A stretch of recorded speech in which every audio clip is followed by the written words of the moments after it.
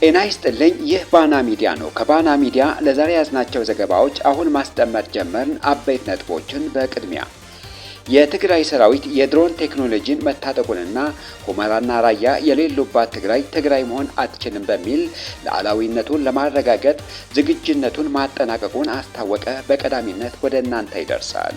አብይ አህመድን ስልጣን ላይ ለማቆየት እየተካሄደ ባለው ሀገራዊ የምክክር ኮሚሽን በሽመልስ አብዲሳ የሚመራው የኦህዴድ ብልጽግና የትግራይ ተቆርቋሪ ሆነው ቀርቧል ተብለዋል። በዝርዝር ይዘነዋል።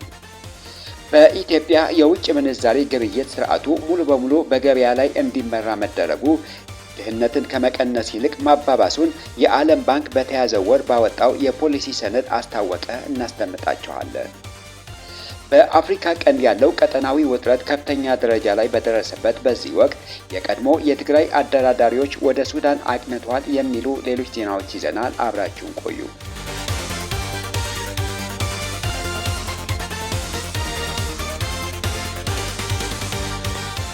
የትግራይ ሰራዊት የህዝባችንን ህልውናና ሉዓላዊነት ለማረጋገጥ ሙሉ ዝግጅት አድርገናል ሲል አስታወቀ።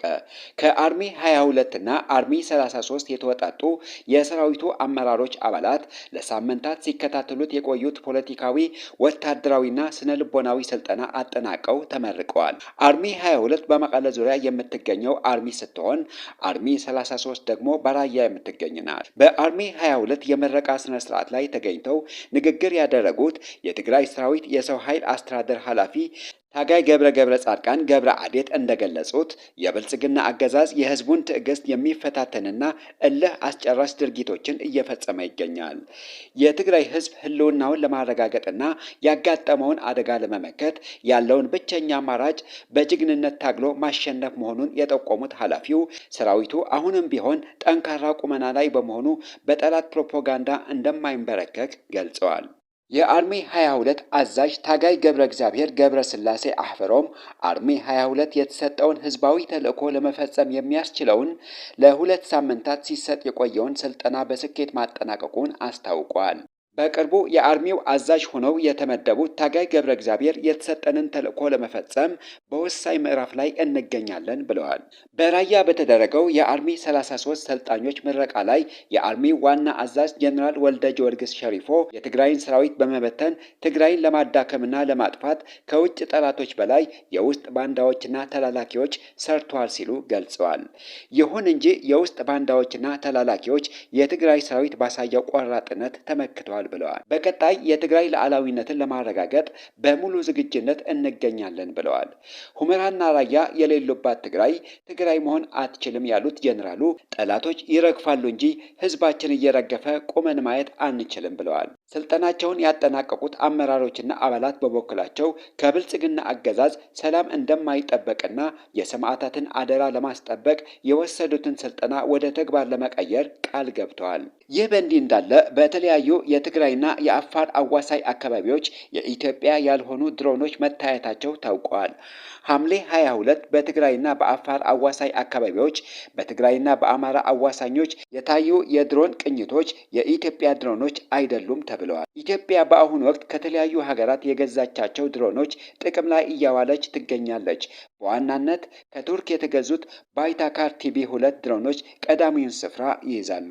ከቻይና የተገዙትና ከበድ ያሉ ሚሳኤሎችን መሸከም የሚችሉ ዊንግ ሎንግ 2 እንዲሁም ከኢራን የመጡት ሞሃጀር 6 የክትትልና የጥቃት ድሮኖች በወታደራዊ ክንፍ ስር አገልግሎት እየሰጡ እንደሆነ የጦር መሳሪያ ተንታኞች መረጃ ያስረዳል። ለመሬት ቅኝትና ለአየር ላይ መረጃ ስብሰባ ደግሞ ከካናዳ የመጡት ኤሮሜፐርና አነስተኛ የካሜራ ድሮኖች ጥቅም ላይ እያዋለች ትገኛለች። ሐምሌ 22 የታዩት ግን ሰማዩ የኛ ነው የሚል መፎክር ያነገበው የኢትዮጵያ አየር ኃይል የማይቆጣጠራቸው ድሮኖች ናቸው። ባና ሚዲያ የትግራይ ሰራዊት ከኤርትራ ከሱዳንና ከግብጽ ጋር በመተባበር ስትራቴጂካዊ ድሮን መታጠቁን ሰምታለች። በትግራይ ሰማይ ላይ ሲያንዣብቡ የነበሩ ድሮኖች ከየትኛው አውሮፕላን ማረፊያ እንደተነሱ ግን የታወቀ ነገር የለም።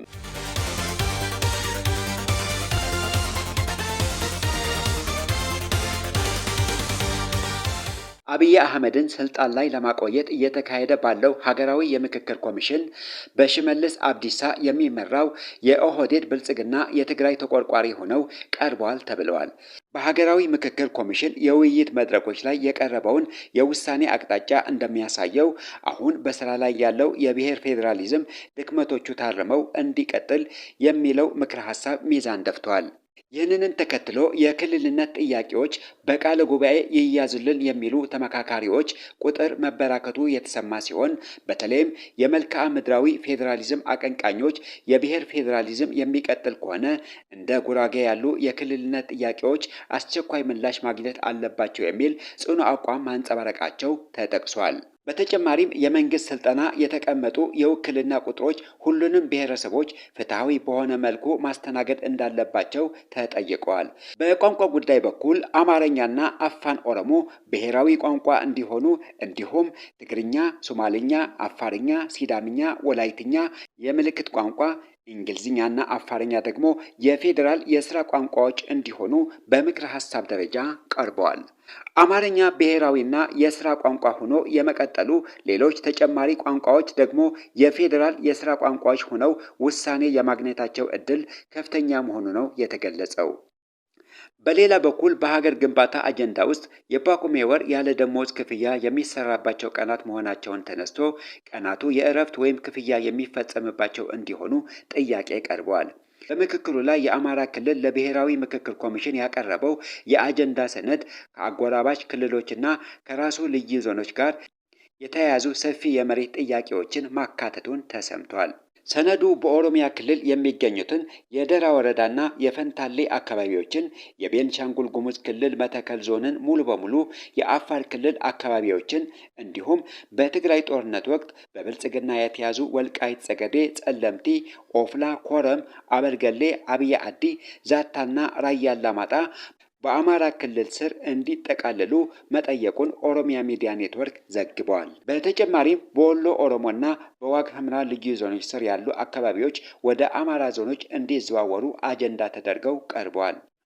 በተጨማሪም በወሎ ኦሮሞና በዋግ ኽምራ ልዩ ዞኖች ስር ያሉ አካባቢዎች ወደ አማራ ዞኖች እንዲዘዋወሩ አጀንዳ ተደርጎ ቀርበዋል። በኦህዴድ ብልጽግና ድጎማ የሚደረግለት ኦሮሚያ ሚዲያ ኔትወርክ በሽመልስ አብዲሳ የተሰጠውን ፖለቲካዊ ሴራ ይፋ አድርጓል።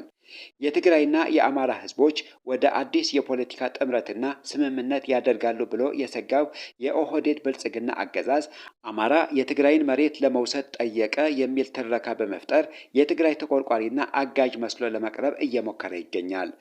ወልቃይትን ተቆጣጥሮ የያዘው የአማራ ህዝብ ሳይሆን በራሱ የፖለቲካ ፍላጎት የሚንቀሳቀሰው የብልጽግና አገዛዝ ነው። የወልቃይትና የራያ የመሬት ጥያቄዎች በትግራይና በአማራ ህዝቦች መካከል ዘላቂ ሰላምና ስምምነት እንዳይፈጠር ሁለቱ ወንድማማች ህዝቦች በግጭትና በጥርጣሬ ውስጥ ተጠምደው እንዲኖሩ በአገዛዙ የታሰበ ሴራዎች መሆናቸውን ተገልጿል። የትግራይ ህዝብ አብይ አህመድ በሚተኩሳቸው የጦርነትና የረሃብ መሳሪያዎች ሲገደል ተባባሪ የነበረው የሽመልስ አብዲሳ ቡድን አሁን ላይ የትግራይ ጠበቃ በመሆን የአዞ እንባ እያነባ ነው ተብለዋል።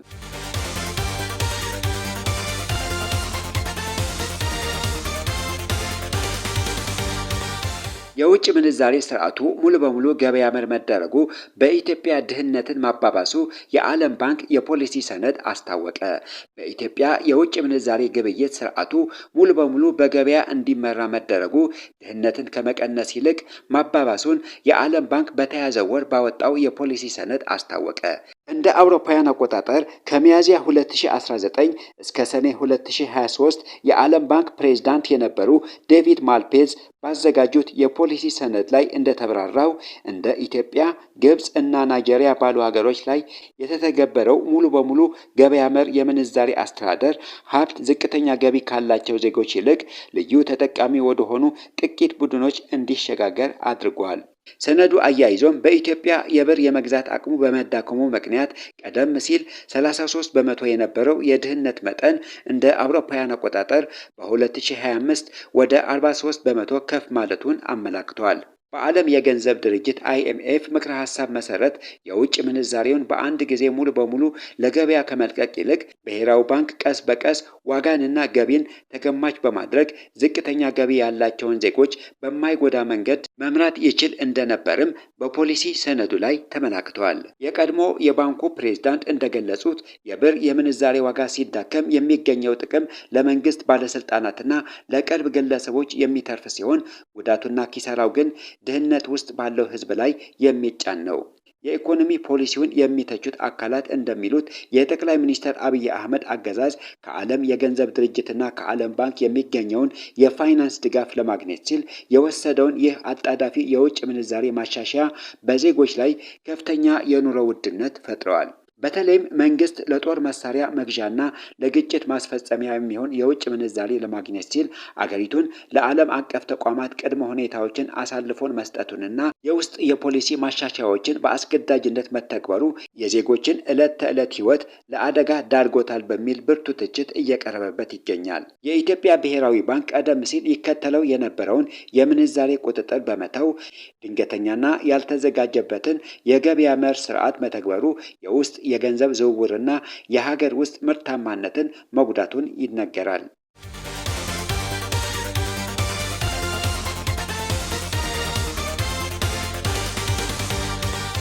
በአፍሪካ ቀንድ ያለው ቀጠናዊ ውጥረት ከፍተኛ ደረጃ ላይ በደረሰበት በዚህ ወቅት የቀድሞ የትግራይ አደራዳሪዎች ወደ ሱዳን እየተመሙ ነው። በትግራይ የተካሄደውን ጄኖሳይዳዊ ጦርነት በሰላማዊ መንገድ ለመፍታት ኢትዮጵያና ትግራይን ሲያደራድሩ ከነበሩት መካከል የአውሮፓ ህብረትና የኢጋድ መሪዎች ወደ ሱዳን በማቅናት ላይ ናቸው። የኢጋድ ዋና ጸሐፊ ዶክተር ወርቅነህ ገበየሁ ሱዳን የገቡ ሲሆን የአውሮፓ ህብረት ልዩ መልእክተኛ አኔት ዌበር ግን በጉዞ ላይ እክል እንደገጠማቸው አፍሪካ ኢንተለጀንስ አስነብበዋል። አሁን ወደ ሱዳን እየተደረጉ ያሉ ጉዞዎች በሱዳን ያለውን ጦርነት ድንበር ተሻግሮ ወደ ጎረቤት አገራት በተለይም ወደ ኢትዮጵያ ድንበር እየተስፋፋ በመምጣቱ ነው። አሁን ወደ ሱዳን እየተደረጉ ያሉ ጉዞዎች በሱዳን ያለውን ጦርነት ድንበር ተሻግሮ ወደ ጎረቤት አገራት በተለይም ወደ ኢትዮጵያ ድንበር እየተስፋፋ በመምጣቱ ነው። በሱዳን መደበኛ ጦር ሳፍ እና በፈጣን ድጋፍ ኃይሎች RSF መካከል የሚካሄደውን ጦርነት በአሁኑ ወቅት ወደ ምዕራብ ኢትዮጵያ አሶሳ አካባቢ እየተስፋፋ እንደሚገኝና በርካታ የቆሰሉ የRSF ታጣቂዎችም በአሶሳ ሆስፒታሎች ሕክምና በማግኘት ላይ እንደሚገኙ ያገኘነው መረጃ ያስረዳል። የሱዳን መንግስት ኢትዮጵያ ለጀኔራል ሐምዳን ዳጋሎ ታጣቂዎች ወታደራዊና የድሮን ድጋፍ እያደረገች ነው ሲል በይፋ የከሰሰ ሲሆን ይህ አቋም ከኢትዮጵያ የውስጥ ፖለቲካዊና ወታደራዊ አለመረጋጋት ጋር ተዳምሮ ቀጠናውን ወደ ከፋ የጦርነት ማዕበል ሊከተው እንደሚችል ስጋት ፈጥረዋል። ኢትዮጵያ ከአረብ ኤሚሬትስ ጋር በመሆን RSF የበላይነትን እንዲይዝ ጥረት ብታደርግም ከመሸነፍ አላዳናቸውም። በዚህ የተነሳ በፕሪቶሪያው የሰላም ስምምነት ወቅት አደራዳሪዎች የነበሩ የኢጋድ ዋና ጸሐፊ ወርቅነህ ገበየሁና የአውሮፓ ህብረት ልዩ መልእክተኛ አኔት ዌበር በሱዳን ይገኛሉ ተብለዋል። የኢጋድ ዋና ጸሐፊ ዶክተር ወርቅነህ ገበየሁ በካርቱም በሚኖራቸው ቆይታ ከሱዳን ከጀኔራል አብዱል ፈታህ አልቡርሃን ጋር እንደሚመካከሩ ይጠበቃል። የአውሮፓ ህብረት ልዩ መልእክተኛ አኔት ዌበር ወደ ፖርት ሱዳን ልታደርገው የነበረ ጉዞ በደህንነት መስፈርቶችና በጀነራል አልቡርሃን አስተዳደር አዳዲስ ጥያቄዎች ሳቢያ መሰናክል እንደገጠመው አፍሪካ ኢንተለጀንስ ዘግቧል።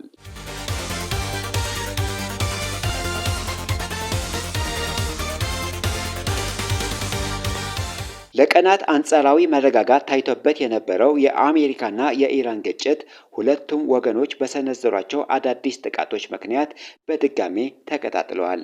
የአሜሪካ ማዕከላዊ እዝ ሴንትኮም እንደገለጸው የኢራን እስላማዊ አብዮታዊ ዘብ በዮርዳኖስ በሚገኙ የአሜሪካ ጦር ሰፈሮችና በሆርሙዝ ወሽመጥ ላይ በሚንቀሳቀሱ መርከቦች ላይ የሚሳኤል ጥቃቶችን በመሰንዘሩ አሜሪካ በኢራን ላይ ከፍተኛ የአጸፋ ድብደባ ፈጽማለች።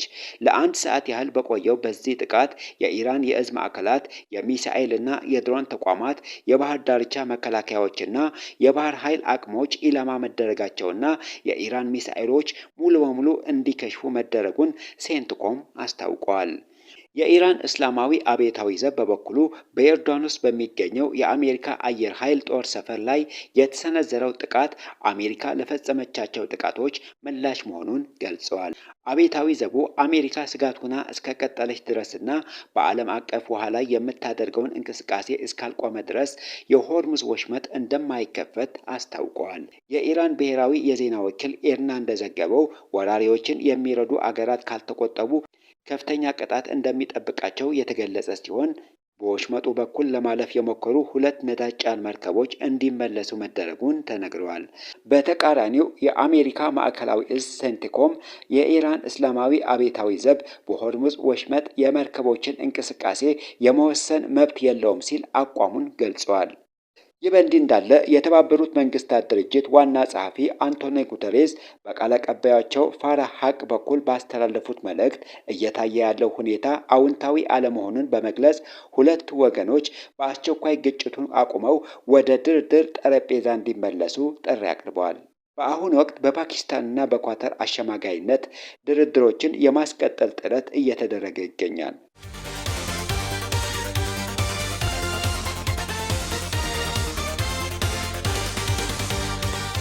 የተከበራችሁ የባና ሚዲያ ተከታታዮች ለዛሬ ያዝናቸው ዜናዎች እነዚህን ይመስሉ ነበር። ስለተከታተላችሁን ከልብ እናመሰግናለን። መረጃዎቻችን ለሌሎችም እንዲደርሱ ቪዲዮውን ላይክ እና ሼር ማድረጋችሁን እንዳትረሱ። ለቻናላችን አዲስ የሆናችሁ ደግሞ ሰብስክራይብ በማድረግ የቤተሰባችንን አካል ይሁኑ።